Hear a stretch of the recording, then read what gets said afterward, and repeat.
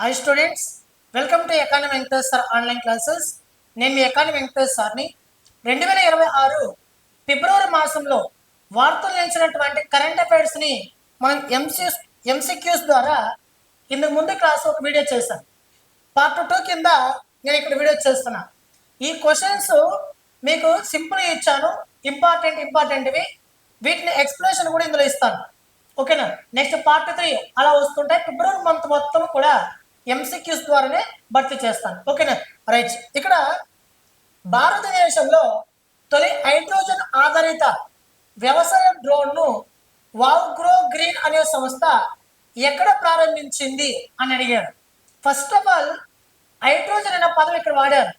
Hydrogen అనే పదం అనేది మరి ఏమినస్ అంటే రెన్యూవబుల్ ఎనర్జీ అనేది. ప్రపంచ దేశాలన్నీ కూడా ఇప్పుడు రెన్యూవబుల్ ఎనర్జీ వైపు ప్రయాణిస్తున్నాయి. రెన్యూవబుల్ ఎనర్జీ అంటే ఒకటి విండ్ పవర్, రెండు సోలార్ పవర్, మూడవది హైడ్రోజన్. ఓకేనా? ఇవన్నమాట. ఓకేనా?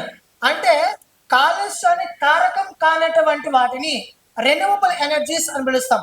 ఎందుకనేసి అంటే మన భారతదేశం 2070 నాటికల్లా నెట్ జీరో కార్బన్ ఎమిషన్స్ సాధించాలి.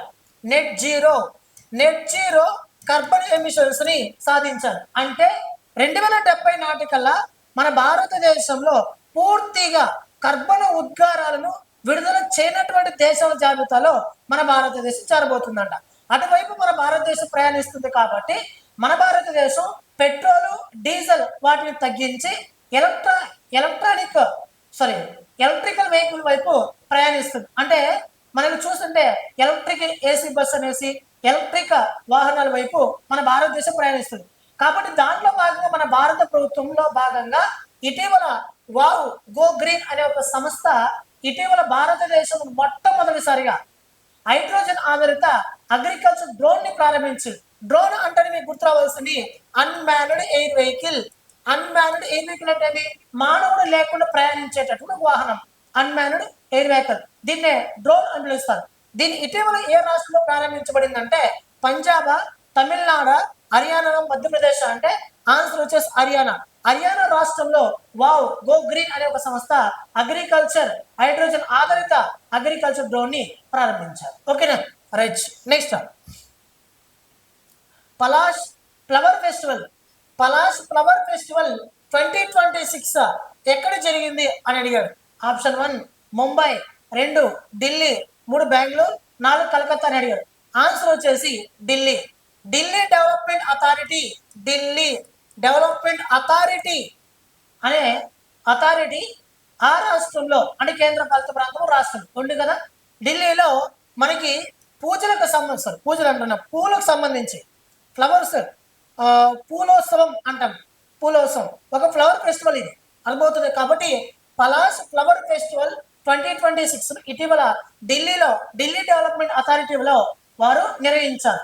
ఈ ఫెస్టివల్ ని ఆ రాష్ట్ర సీఎం రేఖా గుప్తా మరియు వినయ్ కుమార్ సక్సేనా అనే ఒక lieutenant governor Vinay Kumar Saxena lieutenant governor ఈ ఫెస్టివల్ ని ఢిల్లీ రాష్ట్రంలో ప్రారంభించడం అనేది జరిగింది. ఇంకా ఢిల్లీ విషయానికి వస్తే ప్రపంచంలోనే అత్యధికంగా కాలుష్యాన్ని విడుదల చేస్తున్నటువంటి దేశ రాజధానులలో భారతదేశ రాజధాని ఢిల్లీ ఫస్ట్ ప్లేస్ లో ఉంది. ప్రపంచంలో చాలా మంది ఎక్కువ కాలుష్యం, ప్రపంచంలో కన్నా ఎక్కువ కాలుష్యం ఢిల్లీలోనే ఉంది. కారణం ఏంటంటే ఆ రాష్ట్రంలో ఉన్నటువంటి వెహికల్స్ ప్రధాన కారణం అని చెప్తున్నారు. కాబట్టి అందుకే రీసెంట్లీగా ఆ రాష్ట్ర ప్రభుత్వం even number vehicles, odd number vehicles అనే పథకాన్ని కూడా ఇంతకుముందు 2 years బ్యాక్ తీసుకొచ్చింది. అంటే బీజేపీ గవర్నమెంట్ కాకుండా కేజ్రీవాల్ ఉన్నప్పుడు తీసుకొచ్చారు. అంటే వెహికల్ నెంబర్ చివరిలో ఆడ్ నెంబర్ వస్తే ఆడ్ నెంబర్ వెహికల్స్ అని ఒక రోజు రావాలి, ఈవెన్ నెంబర్ వెహికల్స్ అని ఒక రోజు రావాలి. ఇలా చాలా పథకాలను ఆ రాష్ట్రంలో అమలు చేసి ఆ రాష్ట్రంలో మనకి కాలుష్యం తగ్గించడం కోసం ఎనలేని కృషి ఇప్పుడు కూడా చేస్తూనే ఉన్నారు. ఓకేనా? ఇటీవల కృత్రిమ వర్షాలు కురిపించాలని కూడా చేశారు అక్కడ. ఇవన్నీ ఒకసారి మీరు గుర్తుపెట్టుకోండి. రైట్. నెక్స్ట్ 16వ ఎడిషన్ ఎక్సర్సైజ్ వచ్చేసి వజ్రప్రహార్ ఎక్సర్సైజ్ ను ఇటీవల ఏ రెండు దేశాల ఉమ్మడిగా సైనిక విన్యాసాలుగా ఇక్కడ పేర్కొనడం అనేది జరిగింది అంటే ఇండియా యుఎస్ఆ, ఇండియా నేపాల, ఇండియా యూకేనా, ఇండియా శ్రీలంక అంటే ఇండియా యూకే. ఇక్కడ ఈ విన్యాసం ఫిబ్రవరి 23వ తారీఖున ప్రారంభమై మార్చి 15వ తారీఖున ముగియడం అనేది జరుగుతుంది. ఈ విన్యాసం అనేది ఎటువంటి విన్యాసం మిత్రమా? Military joint military exercise. ఇది ఒక ఉమ్మడి సైనిక దళ విన్యాసం. ఈ విన్యాసాలు బాక్లో అనే ఒక ప్రాంతంలో జరుగుతుంది. ఎక్కడైనా అంటే బాక్లో హిమాచల్ ప్రదేశ్ రాష్ట్రంలో బాక్లో అనే ఒక ప్రాంతంలో ఈ విన్యాసాలు అనేవి జరుగుతాయి. కాబట్టి ఈ విన్యాసం భారతదేశం మరియు యూకే సైనిక దళ విన్యాసం. అంటే ఈ రెండు దేశాలు కూడా సైనిక రంగంలో వాళ్ళ యొక్క నాలెడ్జ్ని కావచ్చు, సాంకేతిక పరిజ్ఞానాన్ని కావచ్చు, ఎటువంటి యుద్ధాలకు సంబంధించిన ఇద్దరు కూడా సహాయ సహకారం అందించుకోవడం కోసం ఈ విన్యాసం నిర్వహించారు. ఈ విన్యాసాలు 2010లో ప్రారంభమైన ఇంతకుముందు క్లాస్లో 2 ఎక్సర్సైజ్ చెప్పాను. ఒకటి మనకి వాయు శక్తి ఎక్సర్సైజ్. ఈ వాయు శక్తి ఎక్సర్సైజ్ ని ఇటీవల మన ఇండియన్ ఎయిర్ ఫోర్స్ వారు రాజస్థాన్ రాష్ట్రంలో జైసల్మీర్ అనే ఒక ప్రాంతంలో పోఖ్రాన్ ఫైరింగ్ రేంజ్ లో అనే ఒక చోట నిర్వహించాలని కూడా చెప్పారు. అదేవిధంగా కంజర్ 13 ఎక్సర్సైజ్ కంజర్ 13 ఎక్సర్సైజ్ అనే దాన్ని కూడా మీకు నిన్నటి క్లాసులో నేను ఎక్స్ప్లెయిన్ చేశాను కదా.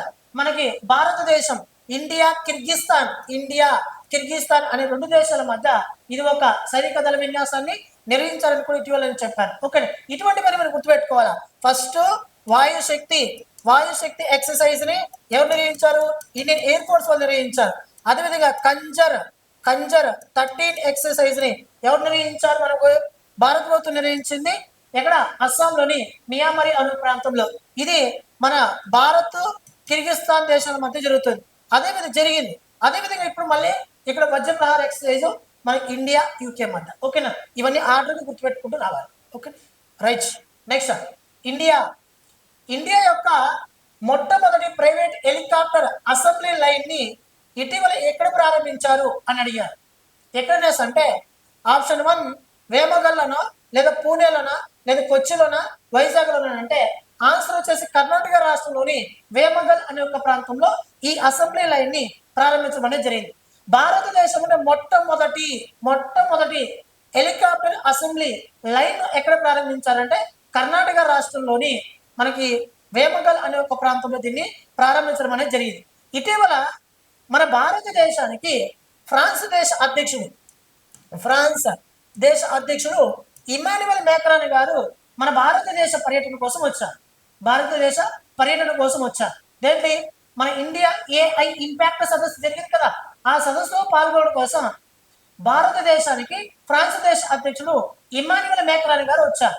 ఇమాన్యుయల్ మ్యాక్రాన్ గారు భారతదేశ ప్రధానమంత్రి నరేంద్ర మోడీ వీళ్ళిద్దరూ కూడా వర్చువల్ గా ఈ హెలికాప్టర్ అసెంబ్లీ లైన్ ని ప్రారంభించడం అనేది జరిగింది. ఓకేనా? ఈ హెలికాప్టర్ అసెంబ్లీ లైన్ ని ఎవరు ఏర్పాటు చేస్తున్నారంటే టాటా అడ్వాన్స్డ్ లిమిటెడ్ వారు ఏర్పాటు చేస్తున్నారు. ఎవరు? టాటా అడ్వాన్స్డ్ లిమిటెడ్ వారు ఏర్పాటు చేయడం అనేది జరుగుతున్నది. ఓకేనా? గుర్తించుకోండి. ఈ హెలికాప్టర్ అసెంబ్లీ లైన్ ని టాటా అడ్వాన్స్డ్ లిమిటెడ్ వారు ఏర్పాటు నిర్మిస్తున్నారు.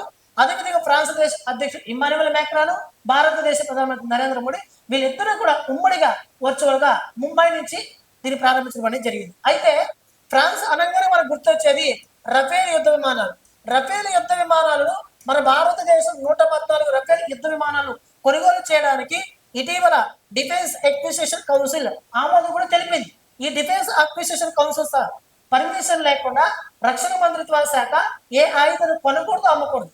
ఓకేనా? గుర్తుపెట్టుకోండి.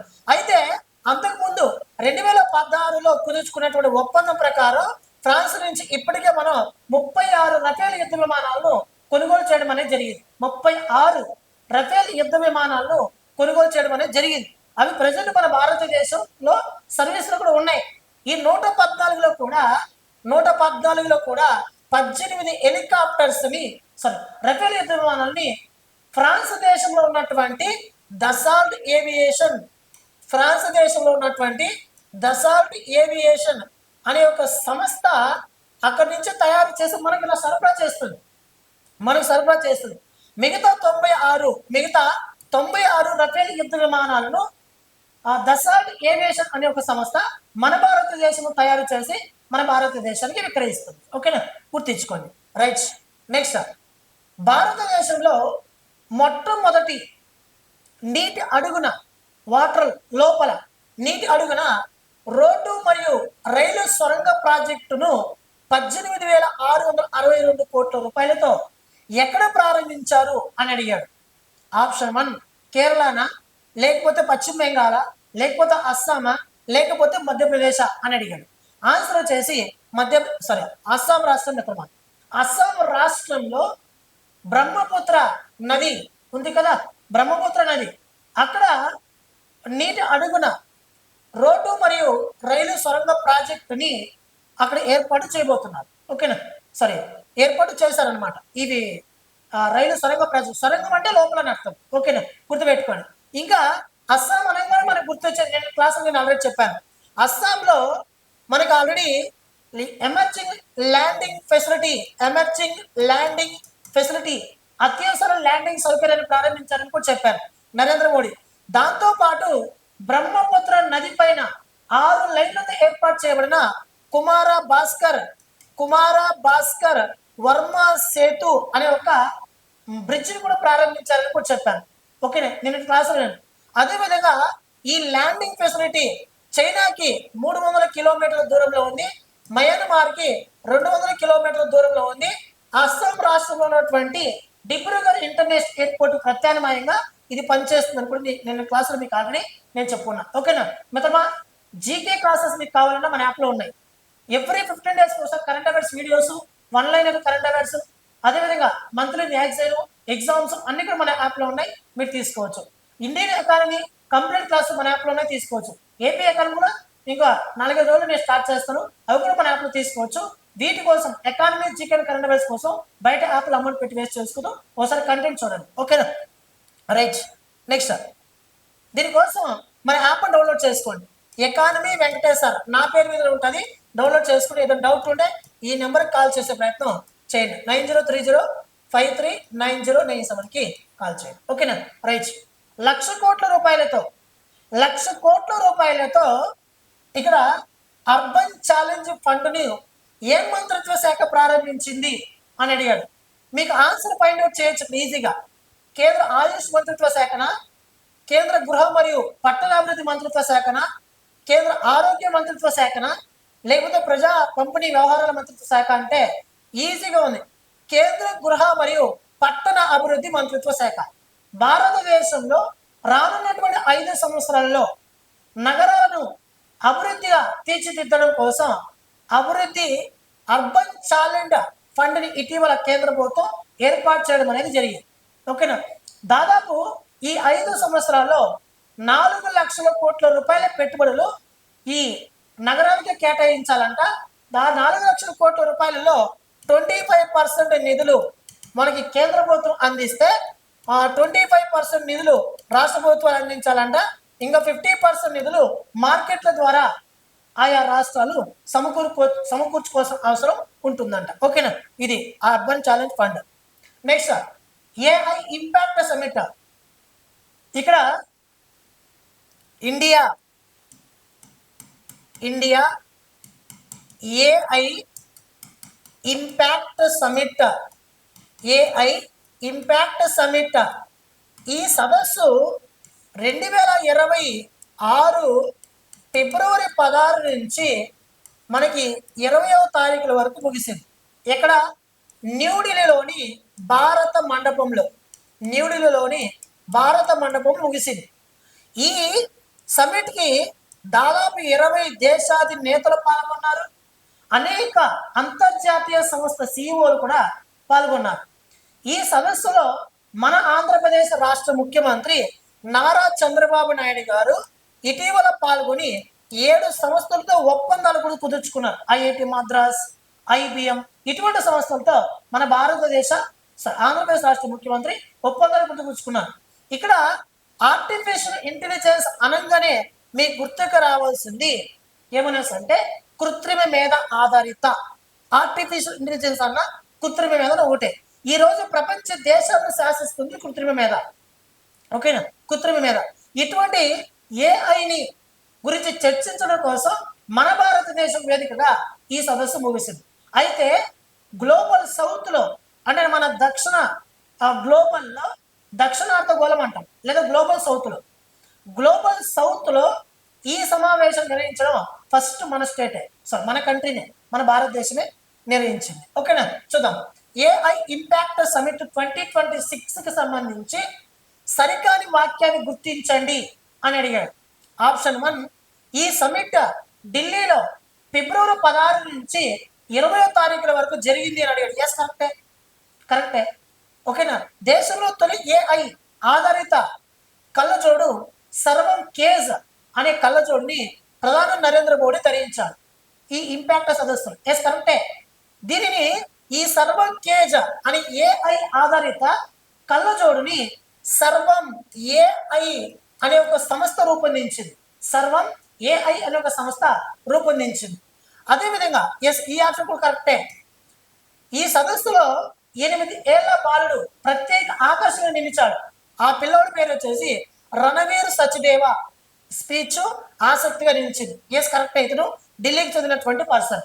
అదేవిధంగా ఏఐ ఇంపాక్ట్ సమిట్ 2027లో బ్రెజిల్లో జరుగుతుందని అడిగాడు. కాదు, బ్రెజిల్లో కాదు జరిగేది. ఈ సదస్సు నెక్స్ట్ ఇయర్ 2027లో మనకి స్విట్జర్లాండ్ దేశంలో జెనీవా అనే ఒక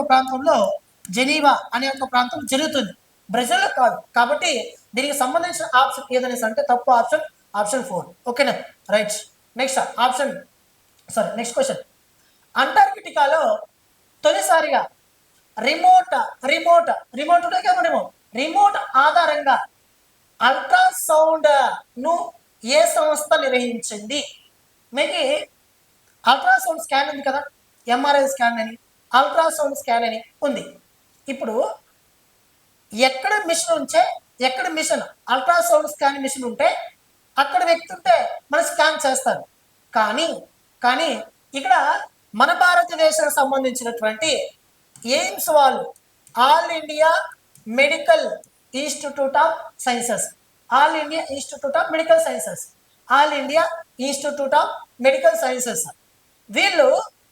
వీళ్ళతో పాటు చూద్దాం. ఎయిమ్స్ వైద్యులు ఏం చేశారంటే అంటార్కిటికాలో ఉన్నటువంటి ఒక వ్యక్తికి రిమోట్ ఆధారిత అల్ట్రాసౌండ్ ని నిర్వహించారు. అంటే వ్యక్తి అక్కడ ఉంటాడు, అక్కడ ఆ సౌండ్ అనే మిషన్ అతను పడుకో ఉంటే వీళ్ళు ఇక్కడి నుంచి రిమోట్ ద్వారా స్కాన్ చేశారు. ఎక్కడి నుంచి? దాదాపు 12,000 కిలోమీటర్ల డిస్టెన్స్, దాదాపు 12,000 కిలోమీటర్ల డిస్టెన్స్ తో ఉన్నటువంటి ఆ పర్సన్ ని రిమోట్ ద్వారా ఇక్కడి నుంచి స్కాన్ చేయడం అనేది జరిగింది. ఓకేనా, ఇది ప్రపంచంలోని ఒక మైలురాయి. కాబట్టి అంటార్కిటికాలో ఉన్నటువంటి ఒక వ్యక్తికి తొలిసారిగా రిమోట్ ఆధారంగా అల్ట్రాసౌండ్ స్కాన్ ని ఏ సంస్థ నిర్వహించిందంటే ఐఐటి మద్రాసా, ఐఐటి హైదరాబాద్, మళ్ళీ ఎయిమ్సా, ఐఐటి కాన్పూర్ అంటే AIIMS Delhi, all India institute of medical sciences Delhi. అయితే ఈ సాంకేతికతను రూపొందించినటువంటి వాళ్ళు ఎయిమ్స్ తో కలిపి ఎయిమ్స్ వాళ్ళు, అదేవిధంగా వీళ్ళతో పాటు ఐఐటి ఢిల్లీ, అదేవిధంగా మనకి ఇంకా చాలా సంస్థలు ఉన్నాయి. ఇవన్నీ కూడా కలిసికట్టుగా ఈ సాంకేతికతను రూపొందించడం అనేది జరిగింది. ఓకేనా, రైట్. నెక్స్ట్ ఐఐటి గురించి ప్రశ్నలు ఎక్కడ క్వశ్చన్ పేపర్ ఉండదు, గుర్తుంచుకోండి. అర్థమవుతుందా? రైట్. కార్బన్ డైఆక్సైడ్ ని ఉపయోగించి ఇథనాల్ తయారు చేసే టెక్నాలజీ రూపొందించింది ఐఐటి గౌహతి. రామ్జెట్ అనే ఒక అధునాతన గన్నుని రూపొందించింది ఎవరు? ఐఐటి మద్రాస్. అదేవిధంగా మనకి అంకుర రక్షణ రంగానికి, అంతరిక్ష రంగానికి, చిప్పులను తయారు చేసే సంస్థలకి, సాంకేతిక పరిజ్ఞానం అందించే సంస్థలకి సహాయం చేయడం కోసం రీసెంట్లీగా మనకు ఒక ఫండ్ కూడా ఏర్పాటు చేశారు ఐఐటి మద్రాస్ పార్క్ లో, ఒక రీసెర్చ్ పార్క్ లో. చూసుకోండి అవన్నీ కూడా. నెక్స్ట్ తొలి స్వదేశీ కెడెట్ శిక్షణ నౌకా యాడ్, దాని పేరు ఏంటంటే యాడ్ 18003. దీనికి మరొక పేరు కూడా ఉంది, కృష్ణ అనే ఒక పేరు ఉంది. దీనిని ఇటీవల ఎక్కడ ప్రారంభించారని అడిగాడు. కొచ్చినా, ముంబైనా, కోల్కతానా, చెన్నై అంటే చెన్నై ఇటీవల ప్రారంభించడం అనేది జరిగింది. గుర్తించుకోండి. ఓకేనా? రైట్. నెక్స్ట్ ఛత్రపతి శివాజీ. ఛత్రపతి శివాజీ గుర్రపు స్వారీ. ఛత్రపతి శివాజీ గుర్రపు స్వారీ విగ్రహాన్ని హోంమంత్రి అమిత్ షా గారు ఇటీవల ఎక్కడ ప్రారంభించారని అడిగారు. ఆప్షన్ మహారాష్ట్ర, గుజరాత్, అదేవిధంగా మధ్యప్రదేశ్, రాజస్థాన్ రాష్ట్రాల్లో అడిగాడు. ఆన్సర్ వచ్చేసి గుజరాత్ రాష్ట్రం. గుజరాత్ రాష్ట్రంలో ఈ ఛత్రపతి శివాజీ గుర్రపు స్వారీని విగ్రహాన్ని ప్రారంభించడం అనేది జరిగింది. కాబట్టి ఇది గుర్తుపెట్టుకోండి. రైట్. నెక్స్ట్ ఇవి ఇటీవల టాప్ లో నిలిచినటువంటి కొన్ని కరెంట్ అఫైర్స్ మిత్రమా. ఓకేనా? ఇంత ముందు క్లాసులో నేను కొంచెం చెప్పాను, ఇప్పుడు కొంచెం చెప్పాను, మళ్ళీ నెక్స్ట్ క్లాస్లో మీకు అందుబాటులోకి వస్తుంది. ఓకేనా? అదేవిధంగా ఇంకొక విషయం ఏంటంటే Indian polity, geography, Indian history, Indian economy, AP economy, GK and current affairs మన వాట్సాప్ ఛానల్లో ఉచితంగా రోజు పోల్స్ చేస్తున్నాం. పోల్స్ అంటే బిట్స్ ఎగ్జామ్స్ పెడుతున్నాం. వాటిని మీరు ఉపయోగించుకోండి ఉచితంగా. ఆయా ఫ్యాకల్టీస్ రోజు కూడా మార్నింగ్ క్వశ్చన్ పోస్ట్ చేస్తారు, మీరు ఆన్సర్ చేయండి. అదే రోజున సాయంత్రం మీకు ఆ క్వశ్చన్కి సంబంధించి ఎక్స్ప్లెనేషన్ అనేది కూడా పోస్ట్ చేయడం అనేది జరుగుతుంది. ఓకేనా? దీన్ని ఉపయోగించుకోండి. దీన్ని ఉపయోగించుకోవాలంటే మన వాట్సాప్ ఛానల్ జాయిన్ అవ్వాలంటే ఈ కింద అంటే వీడియో కింద కామెంట్ బాక్స్లో అయినా ఇస్తాను, లేదా డిస్క్రిప్షన్లో అయినా ఇస్తాను, దాన్ని ఉపయోగించుకోండి. ఓకేనా? థ్యాంక్ యూ మిత్రమా. మన వీడియో నచ్చినట్లయితే లైక్ చేయండి, షేర్ చేయండి, సబ్స్క్రైబ్ చేసుకోండి. ఓకేనా?